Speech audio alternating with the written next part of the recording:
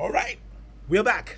Okay, so in the last video, we're exploring the Spring Boot annotation, and I intend to pick the details of annotation one by one. I've spoken about target type in the last video. If you're actually starting from this video, please check the last video to understand what a target type basically does. All right, so the next one we'll be exploring, right? The next one we'll be exploring in this case is the at retention.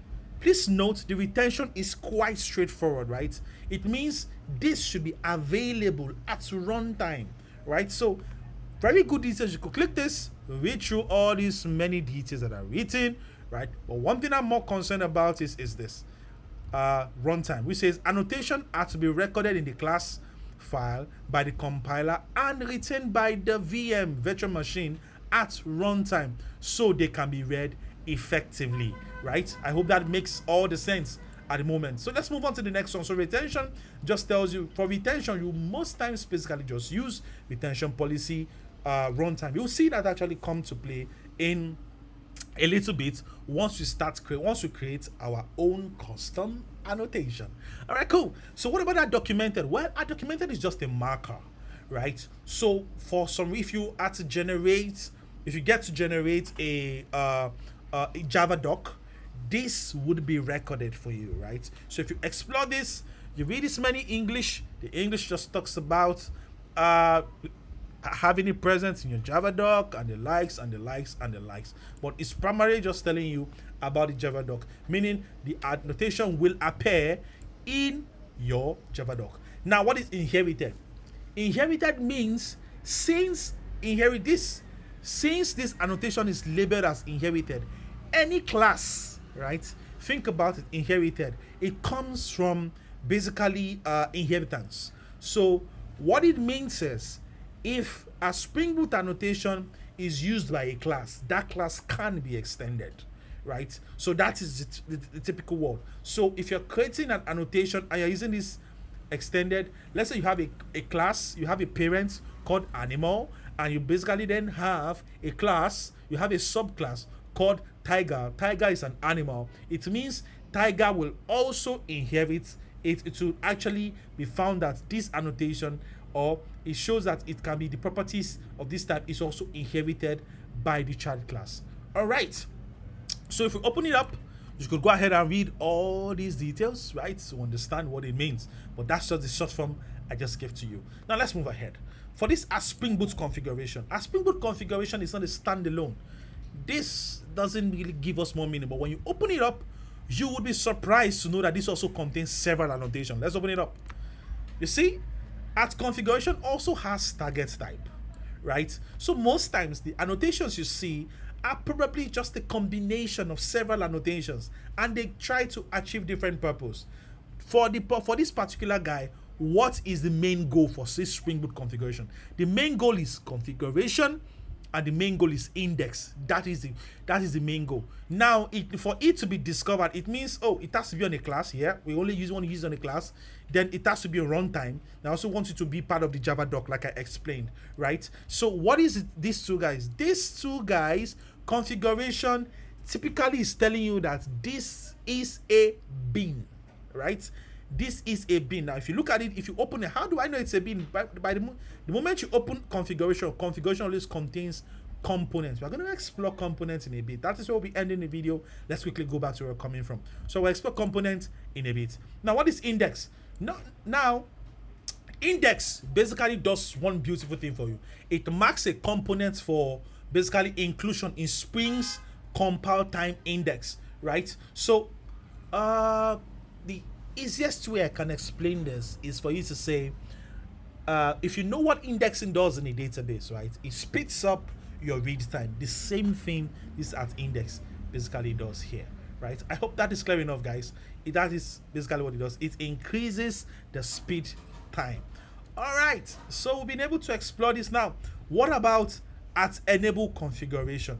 Now, these details are very important. I'm explaining. You might need to watch the video again to understand what I mean or what I've explained concerning all these details, because these are all interview questions, right? These are all interview questions, because I'll be thinking in my mind when I ask senior developers, right? I've got to ask several senior developers, right? This same question. Okay, you use Spring Boot, right? Yeah, I use Spring Boot. I could with Spring Boot, yes. I'm fairly okay. Then I ask them, okay, what is attainable configuration? They're lost. They don't basically know what enable configuration is. That is exactly what it does, right? You expected when you're using a framework, at least the basic things you have a startup in the framework. You should know details around it, what surrounds it, why is it there, right? Ask yourself these questions, and that will help you to dive in deeper. Now, the simple explanation for enable configuration. Remember, I said something.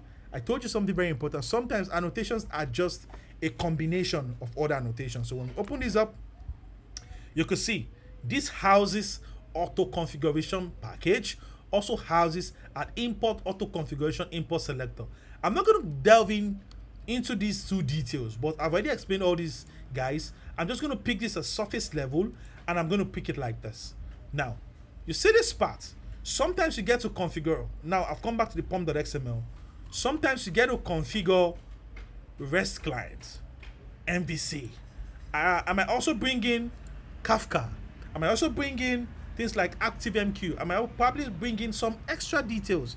Now, the way Spring was written, it was written in such a way that each of all these dependencies you're bringing in, right, they need to be registered on the IOC. It needs to, so there's like, how do I put it? There's a pool, right? There's a pool that manages all your dependencies, so to say, that manages all the dependencies, and it manages them in such a way, or effectively such that virtually every one of them are all singletons. Now, what are singletons? That could be a question that could come up later. Is from the singleton pattern to ensure that only one instance of that dependency, don't let me say class, that dependency exists at runtime, right? Only one instance of it. The moment you create another bean, right? You create another bean of that same type, Spring Boot will complain when you start up. It will tell you that you have two beans of the same type. I hope that makes sense, guys. That is why you've been seeing the errors you've been seeing when you try to probably create a bean that exists already.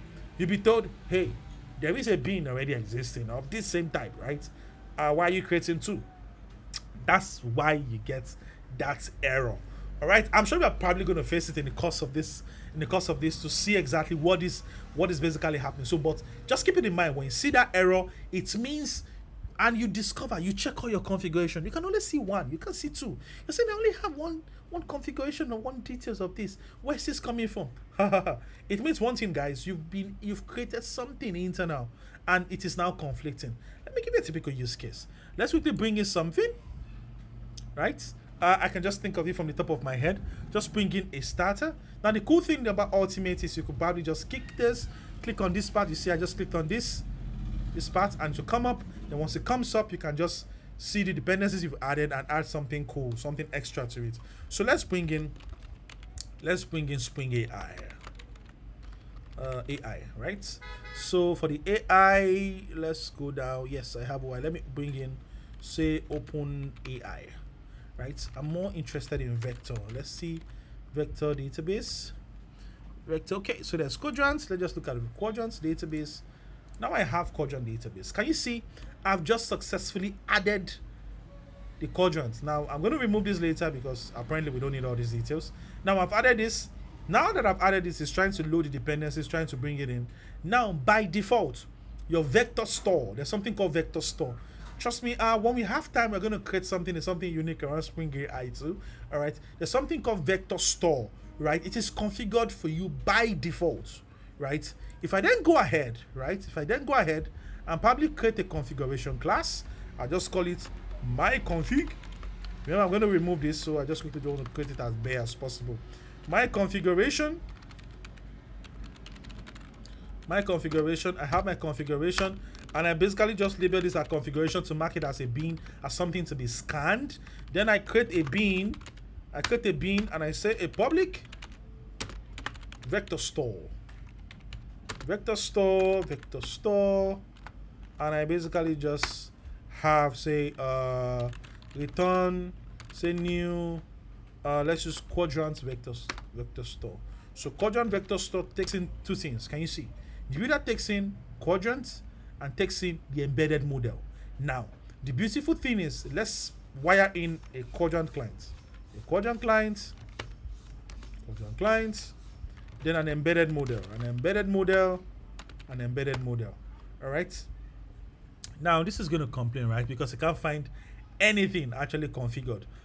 Because it probably requires a model to be added in. All right. So the whole idea is I'm trying to actually show you guys how this work. Let's bring in the quadrant. Let's bring in the embedded model. All right. So I'm gonna remove all this. I don't need all this. I just wanted to get to build. So what you want? Okay. So let me bring in. Let me label it. Let me give it a qualifier. Remember, don't try to.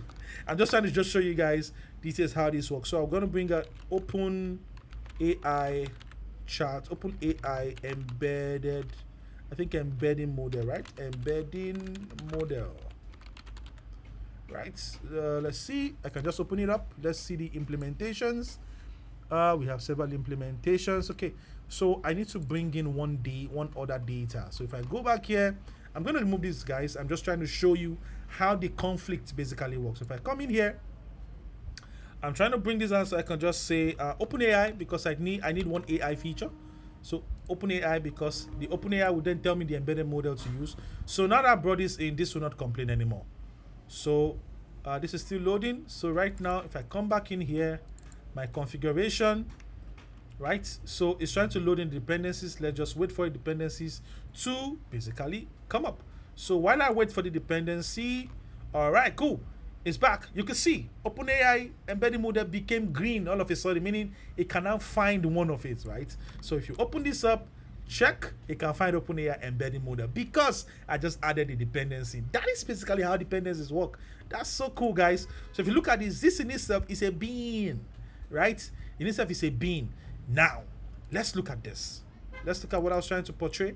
Now I have this configuration. If I click on this vector store is already available.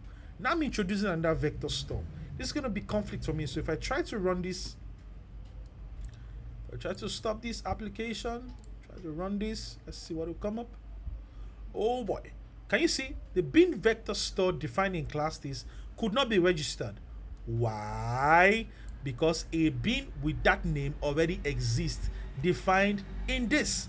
So you could see the auto configuration, like I mentioned, follow this org Spring Framework AI vector store quadrant auto configure, then it configure. There's an auto configure. So if you had to open this guy up, how do you check? You can basically just check it here. You can just go to external libraries. I don't want to get in details. Just look for org Spring Framework AI. You'll find it in here. Then you'll be able to see that a vector store already exists. So that is exactly what happens, right? Because so the IOC ensures you have the IOC, that pool that I mentioned ensures that you have a singleton, only one existing at runtime. Can you override it? Oh, sure, come on. That is why Spring is so extendable. You can basically extend, but I just wanted to show you guys that's basically how it works. So let's go back to quickly remove all the details. So you have this in here because we're not talking about AI here. I just trying to just show this. So I'm going to delete this, right? So you could come, pause the video and the likes, all right? To see how it works. I just want to just portray this out. Now this will be confusing if I leave this code in here, so I'm just going to go ahead and just delete it away, come in here, remove all the details I've added up until now. Okay, so let's see this part. Okay, so I've deleted all the everything I've added till now. All right, so now you understand, now you get to understand the enable configuration. I've showed you guys that it brings in packages, the singleton part, bringing dependencies, and keeps just one in the IOC so that we don't have multiple. And that's one of the, and the IOC gets to help you manage this. Somebody asking, these guys are mentioning IOC. What is IOC? Inversion of control. Basically, that's something Spring have on internally to record all the beans and to get to play around with it. Now, let's talk about the final thing for this video, just add component scan. See guys, I'm gonna make it as simple as possible. This dude right here, right? This dude right here is responsible for looking for all the bean in your entire project. If you're using a flat project, a multimodal project, or the project what have you, you always have this component scan, which is why you will notice that when you use component scan, most often times you will need to put something called packages or base packages. What you're telling is, okay, I want you to scan all this repository. Now, in my case, If you look at Spring Boot application, notice something as this. Now, sometimes when you have multi-module projects, take for instance, this package starts from com, z, EBS. And I have another project that starts with com, maybe blue, com.blue.something. I have another one which is com.red.something. The problem is when Spring loads, when this loads, it will only view this flat guy. It doesn't know it needs to search for the other dependencies in the other packages because those ones does not start with com.z. So that will be an issue. How do I make it work? Which I believe some of you might have encountered. All you just need to do is just a component scan. Yes, you can add it here and I'll come. All right. So, which basically shows you all the things that are there, right? It shows you all the details that are there, right? And you are able to basically see it. All right. So I think I've been pressing Ctrl P a lot, Command P, and Command P basically shows me the details within this part, right? Unfortunately, Command P also means pause on my recording too. So probably what I'm going to do, I'm quickly going to change that so that I don't run into these issues again. All right. On second thought, I'll basically just finish it. I'll basically just change that once I'm done with this video. All right. So with this, having a component scan and a base package, it does one cool thing for me. Now, if I have a multi-module project or project that have several projects embedded within a single project, or they are say libraries, Spring libraries and the likes, when we have time, we get to look at all these amazing things. Come on, more things to come, guys. Now, the beautiful thing is this gets to scan everything that starts with com. Now, if yours does not start with com and basically starts with maybe org or blue.z, now you have to make it start. Tell it where to look for. Now, the reason why this is because there is nothing, it can't find any package called blue. Basically, that's why this is complaining. They can't find any package called blue because it's trying to look for it. Now, this is basically a Spring feature. I don't know if it's an ultimate feature, right? Because ultimate feature tries to index and it's already looking for it. But if you do, should have found it. Maybe you now have a different package entirely that you have some component features in, and you want Spring to scan it. You can then keep it in maybe blue.ferguson. Trust me, I'm not a Man U fan. I'm not even a fan of any club, right? But I love you all. I love you all. All right. All right. So you can basically have blue.ferguson, and it's going to scan that package. I hope that makes sense, guys. All right. So let's proceed. So I'm just gonna clean this up because I love my project being clean, right? I love my project being clean. I came about an article sometime. Somebody mentioned try not to make your code too clean, because if it's too clean, you developers can easily maintain it and they wouldn't need you anymore. So make it as rough as possible so you're the only person who could maintain the code. Trust me, guys, that's not a good one. When I heard it, it actually cracked me up so bad. Like, who has this kind of thought? But guys, I would always ensure, please make your code as clean as possible. Trust me, it's a legacy for you. You're leaving something out there. All right, cool. So now that we've been able to do this, the beautiful thing now we want to do, I've been able to show you guys several things, right? I've removed all these details, right? We've spoken about virtually everything in here, right? Everything in here. We've also looked at the documents, retention, targets, inherited, Spring Boot configuration, enable auto configuration, and component scan. And that should wrap it up for this video. Now, in the next video, I'm going to tell you there are some basic details for those familiar with Spring or for those new to Spring. You have things like repository, at service, at components. What if I don't want to use them? I want to create something generic to my organization. That you get to know in the next video.